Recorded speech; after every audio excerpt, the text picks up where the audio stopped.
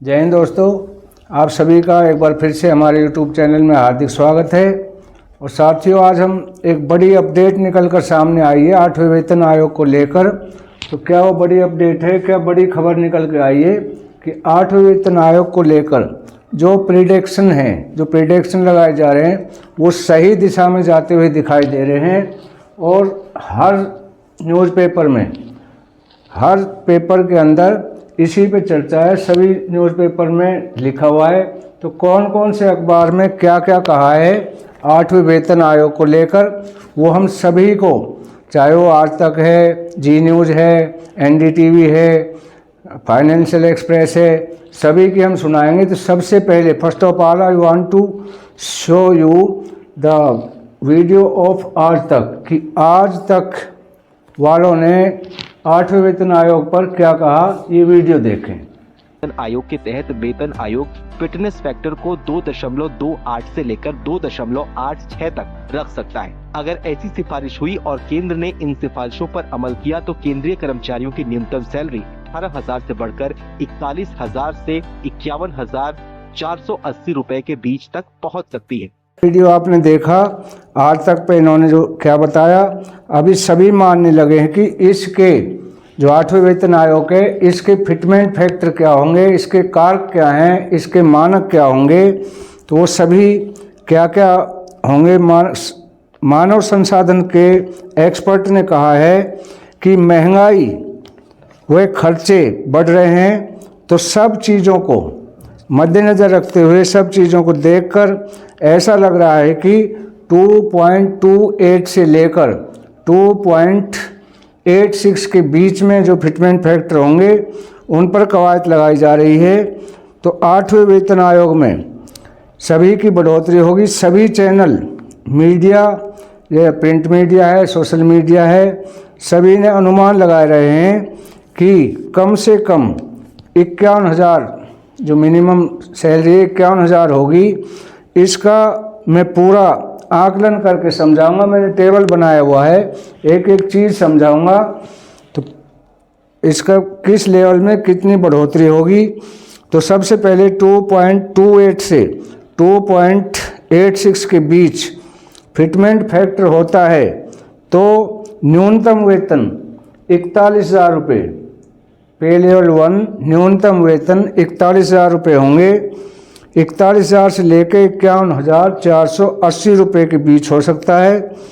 ये एक नहीं, हर एक न्यूज़ चैनल कह रहे हैं कि सरकार ने गवर्नमेंट एम्प्लॉय को 8वें वेतन आयोग की मंजूरी दे दी है और मिनिमम फिटमेंट फैक्टर 2.28 से होगा शुरू। तो केंद्र सरकार कह रही है कि 50 लाख केंद्र कर्मचारी यानी 50 लाख वेतनभोगी और 65 लाख जो हमारे पेंशनर हैं, पेंशनभोगी हैं, उन सब को होगा फ़ायदा। तो उन सब को इस तरह का ख्याल रखेगी सरकार। 50 लाख वेतनभोगी और 65 लाख पेंशनर का इस तरह से ख्याल रखेगी सरकार कि दिल्ली में अब चुनाव है और दिल्ली में लगभग 4 लाख केंद्रीय कर्मचारी हैं। 7वें वेतन आयोग में 2.57 से शुरू हुआ था। 2.57 के हिसाब से जो घोषणा हुई थी, अब उसका टाइम दिसंबर 2025 में ख़त्म हो रहा है। यानी 7वां वेतन आयोग दिसंबर 2025 में ख़त्म हो रहा है। तो 2026 से नया वेतन आयोग लागू होगा। तो उसके बाद नया वेतनमान आएगा, जहां उन्होंने कहा है कि फॉर्मूला के अंदर एक हाई लेवल में करेंसी होगी, जिसमें हर प्रकार के जो एक्सपर्ट हैं, जो ये फॉर्मूले लगाए जा रहे हैं, इसमें हर किस्म के एक्सपर्ट, मानव संसाधन विकास वाले और सभी एक्सपर्ट इसमें मिलाए जाएंगे। वो अपने अपने कवायद लगाए जा रहे हैं। तो और उन्होंने कहा कि जो आपका अभी वेतन है वो अगले 10 साल में कहाँ तक जाएगा, अगले 10 साल में कहाँ तक पहुँचेगा, और आपकी economic condition, what is your economics condition, today and what will be your economic condition just after 10 years। तो उन सभी पे विचार करके बड़े एक्सपर्ट जो है वो कवायद लगा रहे हैं।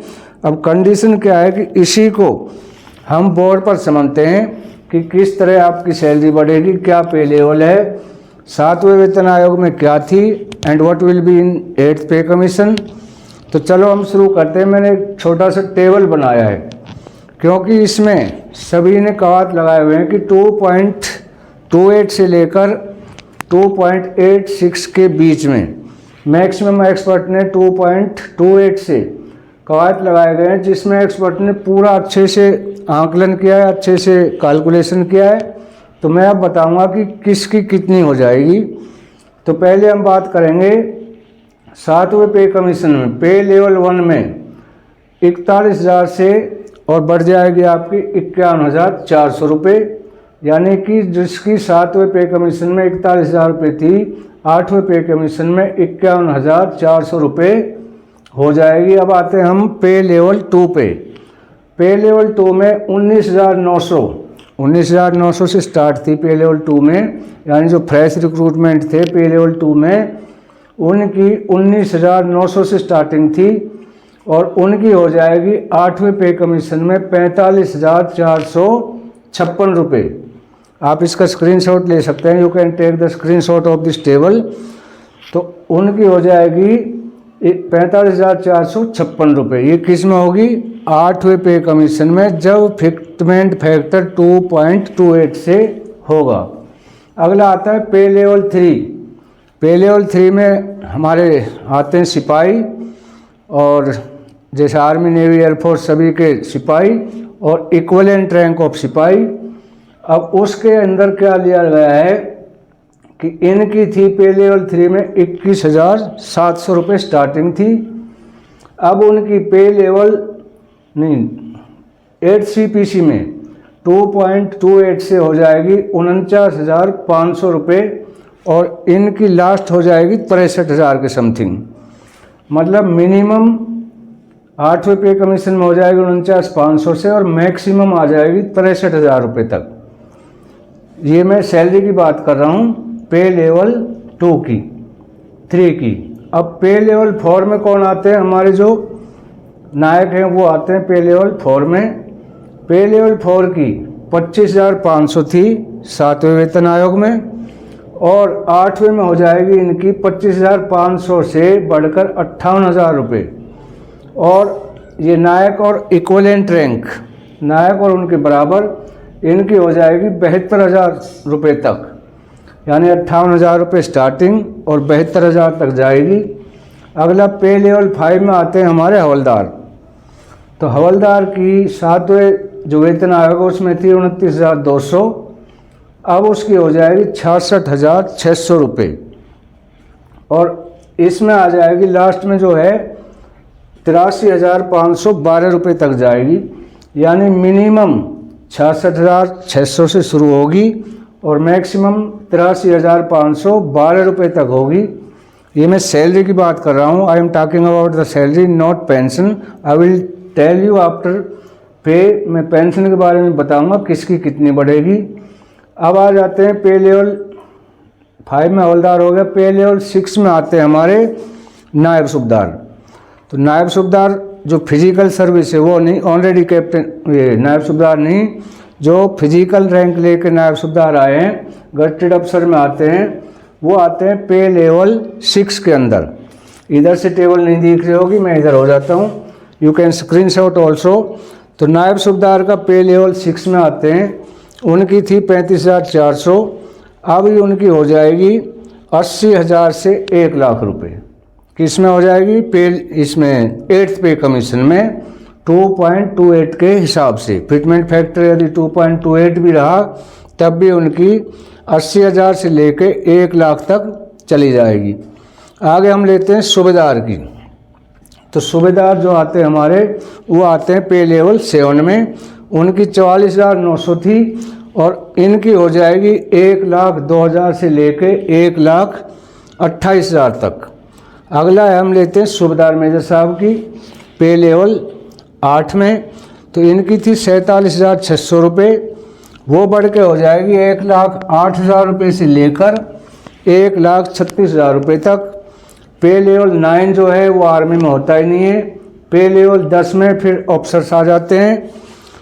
तो ये मोटा मोटा मैंने आपको समझा दिया है। अभी मैं आपको एक लास्ट चीज़ बताने जा रहा हूँ। I am going to tell a last thing कि सबसे अच्छा वेतन आयोग कौन सा रहा, शायद आप सबको जानते होंगे, और मैं इसको विद ग्राफ दिखाऊंगा, टेबल दिखाऊंगा। सबसे अच्छा वेतन आयोग कौन सा रहा और इसके चेयरमैन कौन थे। तो साथियों, सबसे अच्छा वेतन आयोग आज तक जितने वेतन आयोग हुए हैं उसमें सबसे अच्छा 6ठा वेतन आयोग रहा, और जिनको चेयरमैन थे BM श्री कृष्ण। उन्होंने अधिकारी और जवानों की मतलब जो असमानता थी उसको बहुत बराबर लाने की कोशिश की थी, इसीलिए अधिकारियों की कम और जवानों की उसमें सैलरी ज़्यादा बढ़ी थी।